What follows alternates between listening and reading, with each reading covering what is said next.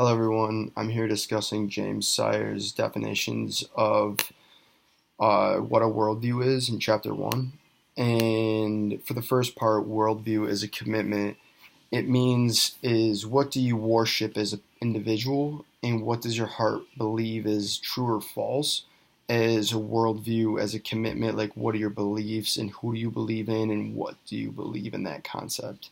For the second part, expressed in a story or a set of presuppositions, is expressions of what your worldview already is, say like a purpose and a meaning behind life and reality, and it's expressed through a person's perception of life. It's what they believe that life is and what they believe that their worldview commitment is.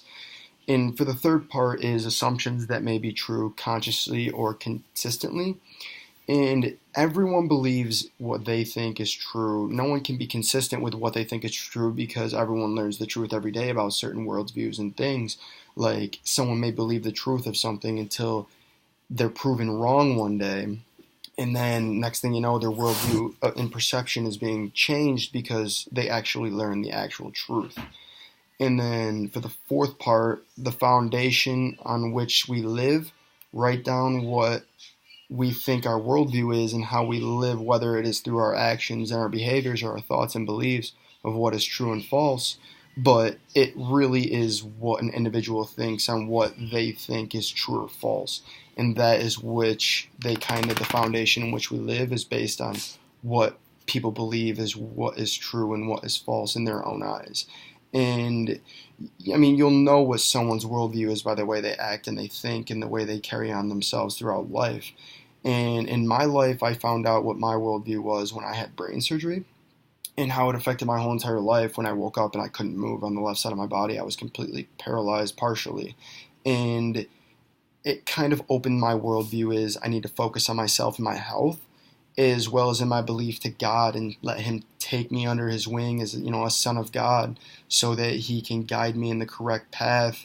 And since I was kind of like at a standstill, I had to figure out what was going to be the best path in my life. And I believe that having God on my side and letting him carry me and lead me through this whole entire thing would have been the best bet because I always had someone with me. There was always the feeling that someone was over top of me, helping me out, guiding me, let alone teaching me the truths of my worldview. As I woke up with an undeciding circumstance that like I couldn't do anything about.